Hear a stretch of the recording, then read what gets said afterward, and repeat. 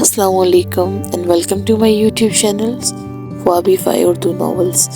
जो नॉवल आज हम रीड करने जा रहे हैं वो है जाने शाह बाय हिमायल ज़ारा पार्ट 3 और अभी नॉवल कंप्लीट हो गया है। So if you like it please subscribe the channel, do like it, share it and don't forget to press the bell icon ताकि आपको मेरी आने वाली वीडियोस की नोटिफिकेशन मिल सके। Thank you so much.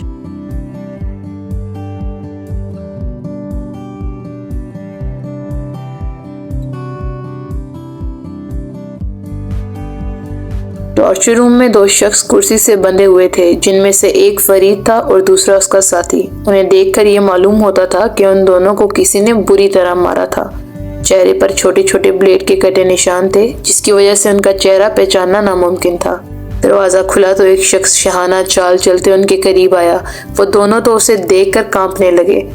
Please हमें छोड़ दो, हमने तुम्हारा क्या बिगाड़ा है? दोनों इसके सामने गिड़गिड़ा रहे थे, मगर इस जालिम को कहाँ परवाह थी।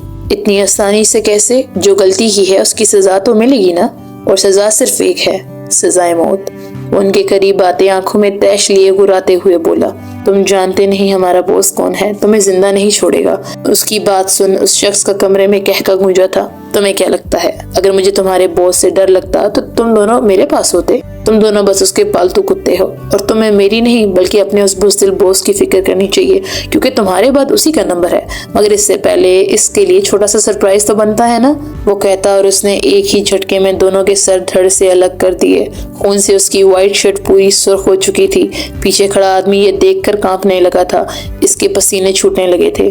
दोनों की लाश उनके चहीते बॉस को भेज दो और उससे कहना कि अपनी उल्टी गिनती गिनना शुरू कर दे। वो अपने खास आदमी से कहता रूम से बाहर निकल गया। बॉस अपने रूम में बैठा चाय से लुत्फानंदोज हो रहा था जब एक शख्स कमरे में दाखिल हुआ। बॉस, वो किसी ने आपके लिए तोहफा भेजा है, वो शख्स डरते डरते बोला। बॉस ने उसे हाथ से इशारा किया और वो शख्स दो बॉक्स उसके सामने लाकर रख दिए। इसने जैसे ही बॉक्स खोला तो बॉस एकदम खड़ा हो गया। वो हैरत से आंखें फैलाए दोनों बॉक्स की तरफ देख रहा था, जिसमें फरीद और उसके दूसरे साथी का सर था। किसने किया ये? बॉस ने दहाड़ते हुए पूछा। शायद उस लड़की के भाई या किसी घर वाले ने। वो शख्स उस दहाड़ को सुनकर कांपते हुए जल्दी से बोला, ओह, तो उनकी इतनी हिम्मत कि वो शम्स लगारी के बंदों का सर धड़ से अलग करें। गाड़ी निकालो, जो तोहफा इसने भिजवाया है उन्हें सूद समेत लौटाना है। वो गुस्से से बोलता कमरे से बाहर निकल गया। महविश बेगम की बातों से उसे थोड़ी हिम्मत मिली थी। इसने फिर से यूनिवर्सिटी जाना शुरू कर दिया था। महविश बेगम भी नूर को देखकर अब खुश थी। उन्हें अपनी पुरानी वाली नूर जो मिल गई थी, मगर ये खुशी कुछ पल की थी, ये कोई नहीं जानता था। उन पर क्या तूफान आने वाला था इसकी किसी को खबर नहीं थी। नूर यूनिवर्सिटी से वापस घर जा रही थी जब उसे अपने पीछे किसी की मौजूदगी का एहसास हुआ। इसने पीछे मुड़कर देखा तो कोई नहीं था। वो तेज तेज कदम चलने लगी। एक बार फिर उसे खौफ की लहर उसके दिल में उठी। हाथ फिर से बुरी तरह कांप रहे थे। चेहरा पसीने में डूब चुका था। कदमों की आवाज जब करीब से आने लगी तो वो एकदम भागने लगी और एक गलती हुई, मतलब इसने खुद ही अपने लिए खड्डा खोद लिया था। वो एक सुनसान गली में मुड़ गई और फिर किसी का कोई नामो निशान तक नहीं रहा। शाम के 7 बज चुके थे, मगर नूर अब तक घर वापस नहीं आई थी। महविश बेगम को अब सही मायनों में उसकी फिक्र हो रही थी। वो कभी इतना लेट नहीं हुई, और अगर कभी किसी काम की वजह से लेट हो जाती तो फोन करके बता देती, मगर यहाँ तो मोबाइल ही स्विच ऑफ था। ये लड़की एक बार घर आ जाए फिर मैं इसे बताऊंगी। महविश बेगम खुद को नॉर्मल कर रही थी और आंखें बहने को तैयार थी। उन्होंने वली को कॉल करके बताया तो वो भी अलग परेशान हो गया। इसने यूनिवर्सिटी जाकर पूछा तो मालूम हुआ यूनिवर्सिटी तो 5 बजे ही बंद हो गई थी। घड़ी में वक्त देखा तो 7:30 बजा रही थी, मतलब नूर 2.5 घंटे से लापता। इसकी दोस्त हानिया से पूछा तो इसने बताया कि नूर तो इससे पहले ही निकल गई थी। नूर का जहाँ होना उसे लगा। उसने वो सारी जगह छान मारी, मगर फिर भी कुछ पता नहीं चला। वो थक हार कर घर आया तो अपनी माँ की हालत देखकर इसका भी आंखें नम हो गई। कौन कहता है मर्द रोता नहीं है? जब कोई अपना बिछड़ता है ना तो रोता है मर्द। गुड़िया कहाँ हो तुम? या अल्लाह मेरी बहन की हिफाजत करना। वलीयत शाम को कॉल करके बताओ, वो जरूर मेरी नूरलैन को ढूंढ लाएगा। महविश बेगम रोते हुए बोली, अम्मी मैं करता हूँ उसे कॉल, अब प्लीज बैठे और पानी पिए। वो उन्हें पानी पिलाता एहतिशाम को कॉल मिलाने लगा। कॉल उठाते ही उसने सब कुछ एहतिशाम को बता दिया। आधे घंटे का रास्ता उसने 10 मिनट में तय किया था। वो घर में दाखिल हुआ तो महविश बेगम उसके करीब आई। एहतिशाम मेरी बच्ची। महविश बेगम ये बोलते हुए बेहोश हो गई। वली ने उठाया और उन्हें सोफे पर लिटाया। ولی تم خالہ کے پاس ہی رکو، انہیں تمہاری ضرورت ہے، احتشام اس سے کہتا گھر سے باہر نکل گیا۔ نور کی آنکھیں کھلی تو اس نے اپنے آپ کو ایک بند کمرے میں پایا۔ ایسا لگتا تھا وہ کمرہ کافی عرصے سے بند ہو۔ کمرے میں گندگی بدبو تھی جس کی وجہ سے اس کے لیے سانس لینے میں بھی دشواری ہو رہی تھی۔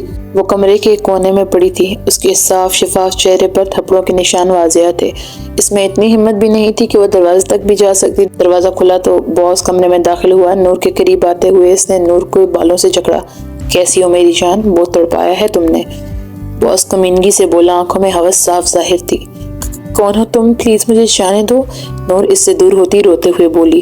نانا میری جان، اب تم یہاں سے کبھی نہیں جا سکتی، تمہیں یہی رہنا ہے اب میرے پاس۔ وہ چہرے پر مسکراہٹ لیے اس کے پاس آتے بولا۔ نور نے خوف سے آنکھیں بند کر لی، اس کا ہاتھ اس کے دوپٹے کی طرف تھا۔ جب باہر سے گولی چلنے کی آواز آئی، اس نے نور کے ہاتھ پیر باندھے اور کمرہ لاک کر کے باہر نکل گیا۔ باس باہر آیا تو زمین پر اس کے دو خاص آدمیوں اوندے منہ پڑے تھے۔ اس کے سامنے کھڑے شخص کو دیکھا اور پھر طنزیہ مسکراہٹ سے بولا، دیکھو تو کون آیا ہے، خود ایس پی صاحب ہمارے اس غریب خانے پہ تشریف لائے ہیں۔ اپنی تیاری پکڑ لو شمس لغاری، یہ رہا تمہارا ریسٹ وارنٹ۔ معصوم بچوں اور لڑکیوں کو اغوا کرنے اور انہیں بیچ کر پیسہ کمانے کے جرم میں میں تمہیں گرفتار کرتا ہوں، تو بہتر ہوگا کہ تم خود سرنڈر کر دو اور کوئی بھی ہوشیاری کرنے کی ضرورت نہیں ہے۔ وہ بول کر چپ ہوا تو باس کا کمرے میں جاندار کہکا گونجا تھا۔ تمہیں کیا لگتا ہے ایس پی، تمہاری اس فضول سی دھمکی سے میں ڈر جاؤں گا؟ ہاں، تیری بکواس سننے کا میرے پاس ٹائم نہیں ہے۔ خود کو پولیس کے حوالے کر دے اور اس لڑکی کو بھی جسے تو نے اس کمرے میں بند کر رکھا ہے۔ وہ سینے پر ہاتھ باندھے نارمل انداز میں بولا، لیکن اس کی آخری بات سن کر باس کی ہنسی میں ایک دم بریک لگی تھی۔ کون سی لڑکی؟ ہاں کوئی لڑکی نہیں ہے، وہ اپنی گھبراہٹ پاتے ہوئے بولا تھا۔ مجھے جھوٹ بولنے والوں سے سخت نفرت ہے اور جو غلطی تو نے کی ہے اس کی سزا صرف ایک ہے، سزائے موت۔ وہ اس کے قریب آتے آنکھوں میں تیش لیے بولا۔ باس اس کے اس روپ کو دیکھ کر ایک دم گھبرا گیا۔ کیا مطلب ہے تمہارا اس بات سے؟ اس لڑکی کا تمہارا کیا لینا دینا ہے؟ باس اس کی خوفناک روپ کو دیکھ کر جلدی جلدی میں پتہ نہیں کیا بول گیا تھا۔ اچھا ہوتا اگر تو میرے یا اس کے بارے میں تھوڑی جان بین کر لیتا تو تجھے پتہ چل جاتا کہ میری بیوی کو اغوا کرنے کا انجام کیا ہوگا۔ وہ اس کا گربان پکڑتے گھراتے ہوئے بولا، بیوی؟ باس کو اس کی بات پر شوق لگ گیا تھا۔ وہ شادی شدہ ہے؟ ہاں بیوی، احتشام حیدر شاہ کی بیوی۔ ابھی وہ کچھ بولتا اتنے میں دروازہ کھلا اور نور بڑی مشکلوں سے دروازے کو پکڑ کے کھڑی تھی۔ احتشام اس کی جانب بڑھا، اس سے پہلے باس کے آدمیوں نے اسے جکڑ لیا اور باس خود وہاں سے بھاگنے لگا، مگر وہاں وہ اکیلا تھوڑی تھا، اس کا خاص ساتھی اس کا دوست ازبان خان تھا اس کے ساتھ، تو اسے کچھ کیسے ہو سکتا تھا۔ بھائی آپ جائیں نور کے پاس، میں اسے دیکھتا ہوں، ازبان کہتا باس کے پیچھے جانے لگا جب احتشام کی آواز سنائی دی، مجھے وہ زندہ چاہیے۔ وہ جی سر کہتا وہاں سے نکل گیا۔ احتشام تیزی قدم اٹھاتا نور کے پاس لپکا۔ این تم ٹھیک ہو؟ احتشام اسے اپنے بازو میں پکڑتا اس سے پوچھ رہا تھا۔ نور کے چہرے پر نشان دیکھ کر اس کا دل کہا کہ شمس لغاری کو زندہ جلا دے، اس کی حالت اسے تکلیف دے رہی تھی۔ شیشا پلیز مجھے بچا لیں، وہ آدمی بالکل اچھا نہیں ہے، اس نے میرا دوپٹہ۔ نور اس کے سینے پہ لگی بچوں کی طرح رو رہی تھی اور اسے شکایت کر رہی تھی، جبکہ احتشام دوست کا شاہ کہنا ہی نہیں بھول پا رہا۔ جانے شاہ میں آ گیا ہوں نا، تمہیں کچھ نہیں ہونے دوں گا، احتشام اس کی پیٹھ سلاتے ہوئے بولا۔ احتشام نور کو سینے سے لگائے باہر کی جانب بڑھا تو پیچھے گولی چلنے کی آواز آئی۔ اس نے پیچھے مڑ کر دیکھا تو شمس کے ہاتھ میں گن لیے کھڑا تھا اور اس کی گن کا رخ احتشام کے سینے کی طرف تھا۔ شمس نے احتشام کے سینے کا نشانہ لیے گولی چلائی، مگر اس کو تو گولی لگی نہیں۔ احتشام نے اپنے سامنے آتے نور کو دیکھا جس نے اس کے بدلے میں گولی کھا لی تھی۔ خدا کا شکر تھا گولی ہاتھ سے چھو کر گزری تھی۔ شمس تو یہ دیکھ کر ہی چکرا گیا تھا، اس سے پہلے وہ دوبارہ گولی چلاتا کسی اور نے پیچھے سے گولی چلا دی جو شمس لغاری کے دل کے آر پار ہوئی تھی، اور وہ اور کوئی نہیں ازبان خان تھا، اور ایک ہی جھٹکے میں باس کا کام تمام ہو چکا تھا۔ بھائی نور کو ہاسپٹل لے کر جائیں جلدی۔ ازبان احتشام کے پاس آیا جو نور کے چہرے کو اپنے ہاتھوں میں لیے نہ جانے کیا سوچ رہا تھا۔ اس کی آواز سنتے احتشام نے نور کو اٹھایا اور گاڑی میں بیٹھ گیا۔ 10 منٹ میں وہ لوگ ہاسپٹل پہنچ گئے تھے۔ نور کا اندر آپریشن ہو رہا تھا، جبکہ باہر احتشام بینچ پر بیٹھا سر ہاتھوں میں گرائے تھا، جو باقی کی فارمیلٹیز پوری کرنے میں لگا تھا۔ احتشام کے ساتھ بینچ پر آ کر بیٹھ گیا۔ بھائی، ازبان اس کے کندھے پر ہاتھ رکھتے بولا۔ اس نے آج سے پہلے کبھی احتشام کو اتنا کمزور نہیں دیکھا تھا۔ احتشام کی آنکھوں سے آنسو نکلا تو ازبان نے اسے گلے لگا لیا۔ بھائی پلیز حوصلہ رکھیں، خدا اپنے بندوں کو اس کی طاقت سے زیادہ نہیں آزماتا، آپ دعا کریں وہ بالکل ٹھیک ہو جائیں گی۔ وہ اس سے کہہ رہا تھا، مگر یہ دیکھ کر وہ اپنے آنسو بھی کنٹرول نہیں کر پا رہا تھا۔ وہ اس سے مزید کچھ کہتا جب آپریشن روم سے ڈاکٹر باہر نکلا۔ آپ پیشنٹ کے کون ہے؟ ڈاکٹر نے پروفیشنل انداز میں پوچھا۔ میں اس کا شوہر ہوں، میری وائف کیسی ہے؟ احتشام خود کو سنبھالتے ہوئے بولا، لیکن آخر میں آواز لڑکھڑائی تھی۔ شی از فائن، وہ ابھی بھی ہوش ہیں، تقریباً 1-1.5 گھنٹے بعد میں ہوش آ جائے گا، پھر انہیں نارمل روم میں شفٹ کر دیں گے۔ ڈاکٹر کہتا اپنے کیبن کی جانب بڑھ گیا، جبکہ احتشام نے اس کی بات سن کر بینچ پر گرنے کے انداز میں بیٹھا۔ اس کے سینے میں اٹکی سانس بحال ہوئی تھی ڈاکٹر کی بات سن کر۔ تقریباً 1.5 گھنٹے بعد نور کو ہوش آ چکا تھا۔ اس کی آنکھ کھلی تو اس نے اپنے آپ کو ہاسپٹل کے روم میں پایا۔ سارے گھر والے بھی آ گئے تھے۔ مہوش بیگم تو اپنی بچی کی حالت دیکھ کر ہی تڑپ گئی تھی۔ وہ نور کو اپنے سینے سے لگائے بیٹھی تھی۔ نور بھی اپنی ماں کو دیکھ کر پھر سے رونا شروع کر دیا تھا۔ بس میری جان، رونا بند کرو، اب سب ٹھیک ہے، بیگم اسے چپ کراتے بولی۔ سب ایک ایک کر کے نور سے ملنے لگے۔ شہباز صاحب اور سیدہ بیگم بھی اسپتال آ گئی۔ سب آپس میں ادھر ادھر کی باتیں کر رہے تھے۔ جب شارف بولا، وہ سب تو ٹھیک ہے بھائی، لیکن یزبان بھائی اور آپ اور وہ بھی ایک ساتھ کیسے؟ اور یہ نور اور آپ کی شادی کب ہوئی؟ شارف بولا تو ازبان اور احتشام ایک دوسرے کو دیکھ کر مسکرانے لگے۔ لمبی کہانیاں پھر کبھی۔ احتشام نے بات کو ٹالنے والے انداز میں کہا، کوئی بات نہیں بھائی، گھر پر جا کے ویسے بھی آپ نے بیگم کی خدمت ہی کرنی ہے، تو کیوں نہ بھائی کے نالج میں تھوڑا اضافہ ہی کر دیا جائے۔ شارف کی بات سن کر سب ہنسنے لگے، جبکہ احتشام نے اسے گھور کر دیکھا تھا۔ ماضی احتشام 10 سال کا تھا اور نور 6 سال کی۔ فراز عالم شاہ اور ان کی بیگم فاطمہ کی خواہش پر بچپن میں ہی دونوں کا نکاح کر دیا گیا تھا۔ اس کے کچھ مہینوں بعد وہ لوگ امریکہ آ گئے۔ ازبان جب 8 سال کا تھا تو اس کے والدین کار ایکسیڈنٹ میں انتقال کر گئے۔ ازبان کے بابا اور حیدر صاحب بہت اچھے دوست تھے۔ ان کی وفات کے بعد وہ اسے اپنے ساتھ امریکہ لے گئے۔ ازبان اور احتشام کھیلتے کھیلتے ایک ساتھ بڑے ہوئے تھے۔ احتشام اسے اپنے سکے بھائی سے بھی زیادہ چاہتا تھا۔ شہباز خان کی کوئی اولاد نہ تھی۔ لاکھ جتن کرنے کے بعد وہ اور ان کی بیوی بالکل مایوس ہو گئے تھے، لیکن وہ کہتے ہیں نا کہ اس کے گھر میں دیر ہے اندھیر نہیں۔ شہباز صاحب اپنی بیوی کا علاج کروانے امریکہ آئے تھے۔ یہاں آنے کی خبر فراز صاحب پہلے ہی حیدر کو دے چکے تھے۔ شہباز صاحب اپنی بیوی سمیت ان کے گھر گئے تو وہاں ازبان خان کو دیکھ کر انہیں ایک انجانی سی خوشی ہوئی۔ سیدہ بیگم کو تو وہ معصوم سا بچہ بہت پیارا لگا تھا، لیکن جب اس کے والدین کے بارے میں پتہ چلا تو وہ دونوں ہی اداس ہو گئے۔ پھر تقریباً روز ہی وہ ازبان سے ملنے آتے۔ ازبان بھی ان کے ساتھ بہت خوش تھا۔ پھر ایک دن شہباز صاحب فراز صاحب سے بات کی کہ وہ ازبان کو گود لینا چاہتے ہیں، اور فراز صاحب کو بھی اپنے دوست کی سوچ پہ بے حد خوشی ہوئی تھی، مگر ازبان سے بھی پوچھنا تھا۔ حیدر صاحب نے اس سے بات کی تو انہیں یقین نہیں آیا کہ ازبان اتنی جلدی مان گیا، مگر ازبان کے دل میں کیا تھا احتشام اچھی طرح جانتا تھا۔ وہ جب بھی سیدہ بیگم کے ساتھ بات کرتا یا ان کے ساتھ کھیلتا تو اسے بالکل ایسے لگتا جیسے اس کی ماں ہو۔ اسے سیدہ بیگم سے ماں والی شفقت ملی تو وہ ان کا دل کیسے توڑ سکتا تھا۔ ازبان کے بارے میں فراز صاحب نے ابھی کسی کو بھی بتانے سے منع کیا تھا۔ ازبان جب ان کے ساتھ آیا تو سیدہ بیگم کی خوشی کا کوئی ٹھکانہ ہی نہیں تھا۔ وہ ہر وقت ازبان کے ساتھ رہتی، اسے کیا پسند ہے کیا نہیں، روز اس کی پسند کا کھانا بناتی۔ ازبان کو ایسا لگا جیسے اللہ نے اس کی ماں باپ اسے واپس لوٹا دیے ہوں۔ کچھ سال بعد اللہ نے شہباز خان کو اپنی رحمت سے نوازا، جس کا وہ جتنا شکر ادا کریں اتنا کم۔ ازبان بھی اس ننھی سی پری کو دیکھ کر بہت خوش تھا۔ احتشام اور ازبان دونوں نے ایک ساتھ پولیس فورس جوائن کی تھی۔ وہ دونوں ہی پاکستان واپس آ چکے تھے اپنی ٹریننگ کے لیے۔ اس بات کا صرف حیدر، فراز صاحب اور شہباز صاحب کو پتا تھا۔ کچھ عرصہ بعد دونوں ہی ایک قابل افسر بن گئے اور اپنے ملک کے لیے شہید ہونے کے لیے وہ دل و جان سے تیار تھے۔ احتشام کو جب شمس لغاری کے بارے میں پتا چلا تو وہ اس نے ازبان کے ساتھ مل کر پورا پلان بنایا۔ ازبان کی بہن کی بارات والے دن انہیں پتا چلا تھا کہ شمس کے آدمی ہال میں ہیں اور ان کا ارادہ ازبان اور باقی لڑکیوں کو اغوا کرنے کا تھا۔ شمس کو ازبان کے بارے میں پتا چلا تو اس نے اسے کڈنیپ کرنے کا کہا، کیونکہ ازبان نے شمس کے کافی کالے دندوں پر پانی پھیر دیا تھا۔ وہ اس کے ذریعے احتشام سے اپنا کام نکلوانا چاہتا تھا، اور احتشام اپنے چھوٹے بھائی کو کہاں مصیبت میں دیکھ سکتا۔ شادی والے دن بھی احتشام جان بوجھ کر ازبان سے دور تھا اور اس کا نور کی طرف دیکھنا اور پھر احتشام کا غصہ ہونا سب ان کا پلان تھا۔ احتشام ولی سے بات کر کے ہال کے بیک سائڈ پر گیا تھا جہاں فرید ایک لڑکی کو بے ہوش کر کے لے جا رہا تھا، مگر احتشام نے اسے بچا لیا اور فوراً وہاں سے نکل گیا۔ احتشام نے منہ پر ماسک پہنا ہوا تھا جس کی وجہ سے فرید اس کا چہرہ نہیں دیکھ سکا۔ منگنی کی رات بھی جب ازبان ٹیرس پر تھا تو اسے احتشام کی ہی کال آئی تھی۔ اس نے احتشام کو سب بتایا تو اس کا خون کھول گیا، اور فرید اور اس کے ساتھی کا سر دھڑ سے الگ کرنے والا، انہیں سزا دینے والا بھی احتشام ہی تھا۔ حال احتشام خاموش ہوا تو فراز عالم شاہ نے ازبان اور احتشام دونوں کو گلے لگایا۔ مجھے تم پر فخر ہے۔ فراز عالم شاہ ان دونوں کو دیکھ کر بولے، ایک مان تھا ان کی آواز میں۔ کچھ دیر بعد ڈاکٹر آئی تو انہوں نے کہا کہ نور ڈسچارج ہو چکی ہے۔ سب اس وقت شاہ محل میں موجود تھے۔ نور کو کمرے میں لے گئے تھے۔ ہاسپٹل میں سب کی موجودگی کی وجہ سے نور سے بات کرنے کا موقع نہیں ملا احتشام کو۔ احتشام جب کمرے میں آیا تو نور اٹھنے کی ناکام کوشش کر رہی تھی۔ کچھ چاہیے تو مجھے بتا دیتی، خود کو تکلیف دینے کی کیا ضرورت ہے، بتاؤ کیا چاہیے۔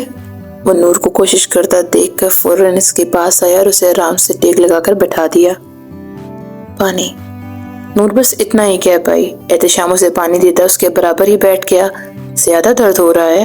احتشام نے اس کے ہاتھ پر ہاتھ رکھتے پوچھا۔ نہیں، نور نظریں جھکائے بولی۔ احتشام اس کا جواب سن کر اس کے چہرے کو دیکھنے لگا۔ اس کی تھوڑی پکڑ کر چہرہ اوپر کیا تو ایک آنسو ٹوٹ کر اس کے گال پر جذب ہوا تھا۔ مجھ سے ناراض ہو؟ وہ نور کے آنسو صاف کرتے بولا۔ آپ نے آنے میں اتنی دیر کر دی، اگر وہ میرے ساتھ کچھ... اس کے آگے وہ کچھ بولتی احتشام نے اپنی شہادت کی انگلی اس کے ہونٹوں پر رکھ دی۔ میرے ہوتے ہوئے کوئی تمہیں کچھ نہیں کر سکتا عین۔ نور نے اس کے الفاظوں میں شدت محسوس کی تھی اور اس نے نور کے دونوں آنکھوں پر باری باری لب رکھ دیے اور اپنا سر نور کے سر سے جوڑے بیٹھا رہا، اور یہی وہ لمحہ تھا جب نور نے ایک بیٹ مس کی تھی۔ اس کا دل پوری طرح دھڑک رہا تھا، اس کی اتنی سی قربت سے وہ ٹماٹر کی طرح لال ہو چکی تھی۔ احتشام، نور اپنے کانپتے ہاتھوں سے اسے دور کرنے کی کوشش کرنے لگی۔ شاہ، اب سے تم مجھے شاہ بولو گی، اوکے؟ وہ اس کے سر پر اپنا سر ٹکائے بولا۔ شاہ؟ جی شاہ کی جان، وہ محبت سے چور لہجے میں بولا۔ ایک بات پوچھوں؟ نور اپنے دونوں ہاتھ اس کے کندھوں پر رکھے بولی۔ پوچھو۔ احتشام آنکھیں بند کیے اپنا سر اس کے کندھے پر رکھے بولا۔ اب مجھ سے محبت کرتے ہیں؟ اس کے سوال پر احتشام ایک دم سیدھا ہو کر بیٹھ گیا اور حیرت سے اسے دیکھنے لگا۔ اسے نور سے اس سوال کی بالکل توقع نہیں تھی۔ وہ اپنی مسکراہٹ چھپاتے ہوئے بولا، اچانک یہ سوال تمہارے دماغ میں کہاں سے آ گیا؟ وہ میں نے ڈراموں میں دیکھا ہے نا، جس کا بچپن میں گھر والے زبردستی نکاح کر دیتے ہیں، وہ اپنی بیوی کو قبول نہیں کرتا اور نہ ہی اس سے محبت کرتا ہے، نور نے معصومیت سے کہا۔ احتشام تو اس کی بات سن کر اش اش کر اٹھا۔ او خدایا، یہ تم سے کس نے کہا میرا زبردستی نکاح ہوا ہے؟ اور ایک تو تم یہ فضول کے ڈرامے دیکھنا بند کرو۔ جب ہمارا نکاح ہوا تھا تب میں 10 سال کا تھا اور میری رضامندی سے ہی نکاح ہوا تھا، تو اپنے اس چھوٹے سے دماغ سے یہ بات نکال دو کہ میرے ساتھ کسی نے زبردستی کی ہے یا میں تمہیں اپنی بیوی تسلیم نہیں کرتا۔ محبت تو ایک بہت چھوٹا لفظ ہے احتشام۔ حیدر شاہ تم سے عشق کرتا ہے اور اب تمہارے بنا زندگی گزارنے کا تصور بھی نہیں کر سکتا۔ این، تم میری روح میں بس چکی ہو، تم میرا سکون ہو، تم سے دور جانے کا خیال ہی مجھے اندر سے بے جان کر دیتا ہے۔ پلیز مجھ سے کبھی دور مت جانا۔ اس کے اظہار میں جنونیت تھی جو نہ جانے کیوں پر نور کو اچھی لگی تھی۔ اس نے کبھی سوچا بھی نہیں تھا کوئی اس سے اتنی محبت کرے گا۔ وہ واقعی بہت خوش نصیب تھی کہ اسے احتشام جیسا ہم سفر ملا۔ احتشام نے اپنی جیب میں سے ایک چھوٹی سی ڈبی نکال کر اس کے سامنے کی۔ اس نے ڈبی میں سے ایک خوبصورت ہیرے کی انگوٹھی نکالی اور نور کو پہنائی۔ شاہ، یہ بہت خوبصورت ہے، نور انگوٹھی پر ہاتھ پھیرتے ہوئے بولی۔ ہے تو، لیکن ان سے کم، احتشام شرارت سے بولا۔ نور اس کی بات پر ایک بار پھر سرخ ہوئی۔ تھینک یو، اس نے احتشام کا دل سے شکریہ ادا کیا تھا۔ آئی لو یو این۔ اس کی بات سن کر نور کے کان کی لو تک سرخ ہو چکی تھی۔ وہ مسکراتی اپنا منہ احتشام کے سینے میں چھپا گئی۔ احتشام کا اس کی اس حرکت پر کمرے میں کہکا گونجا تھا۔ اس کی چھوٹی سی بیوی اتنے سے اظہار پر شرما گئی تھی، اس نے نور کو مزید اپنے سینے میں بھینچ لیا۔ ایسے ہی دونوں کی شام ایک دوسرے کی باہوں میں کٹی۔ وہیں دوسری طرف شاہ محل میں پھر سے خوشیاں بکھر گئی تھی۔ اگر اپنوں کا ساتھ ہو تو انسان زندگی کی ہر جنگ جیت سکتا ہے، اور ضروری تو نہیں جس سے آپ کا خون کا رشتہ نہیں وہ آپ کا بھائی نہیں ہو سکتا ہے۔ رشتے تو دل سے بنتے ہیں، اور وہ کہتے ہیں نا، تعلق روح کا ہو تو دل نہیں بھرا کرتے۔ تھینک یو سو مچ۔ آج ہمارا یہ ناول ختم ہو گیا ہے and I hope you like it.